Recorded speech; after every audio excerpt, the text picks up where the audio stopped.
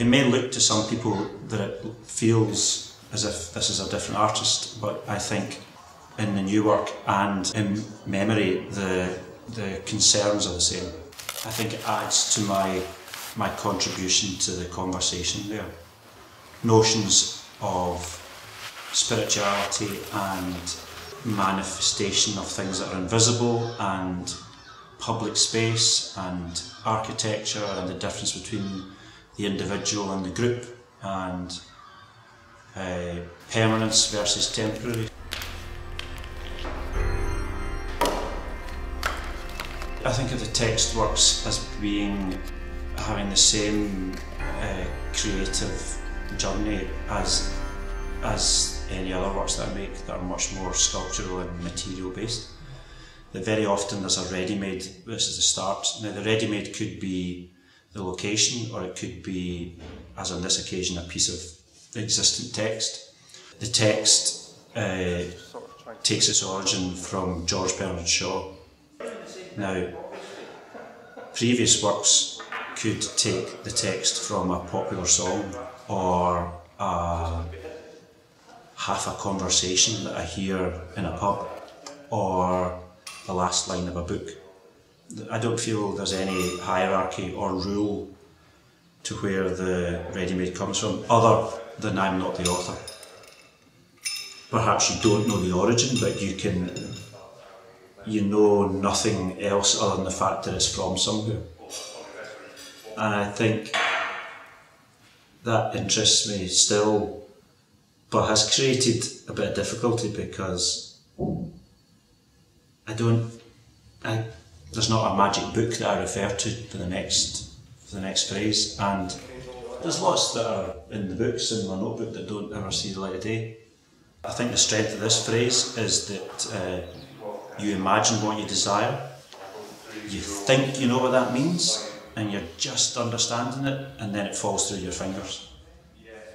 And I think for me it may mean one thing, but for you I'm sure it will mean something else. But for me the interesting bit is that you're imagining.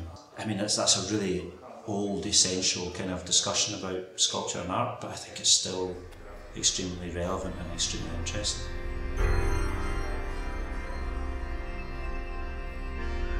The phrase is made manifest, not in neon. For me, neon is very closely associated with advertising, and it also has a long documented history of being used by many contemporary artists.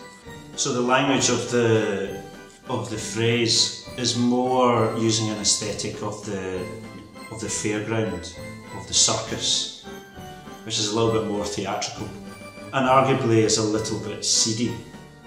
And this proclamation is being presented to us.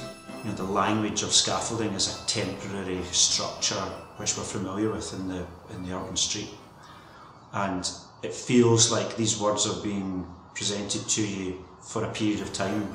It's here this weekend, but maybe it's moving on to another village next weekend. No one should be mistaken by thinking that these are anything other than sculptures, and the context and the image that the text creates within the landscape or the cityscape is the work. The proximity of the work in the gallery, I think, for me is kind of interesting, because I think the proposition with the text is that it's very public. It's addressing you as part of a wider group and a bigger group of people. And I'm interested to see how its first manifestation in the gallery, which is much more private than it would be if you were out in the landscape, affects not the work but the audience, to see how they read it.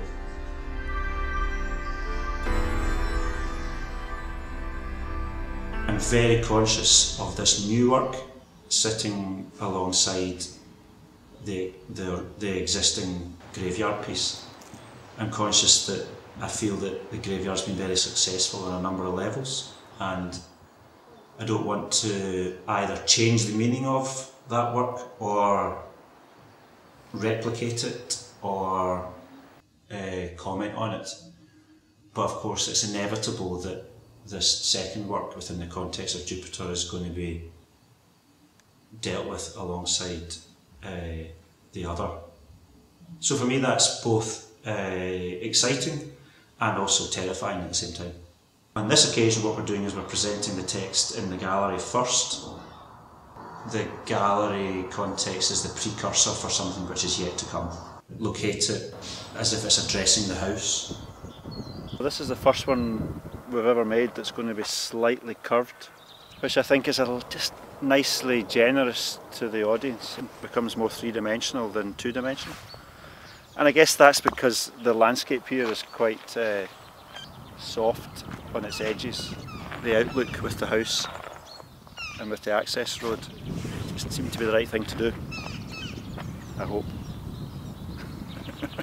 Perhaps it's more for the family, and perhaps it's part of the discussion that's going on privately rather than publicly.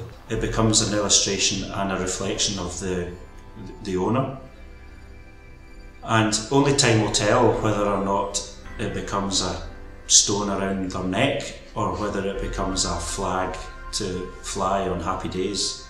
And I think it's brave and interesting for them to have gone with those words in that order.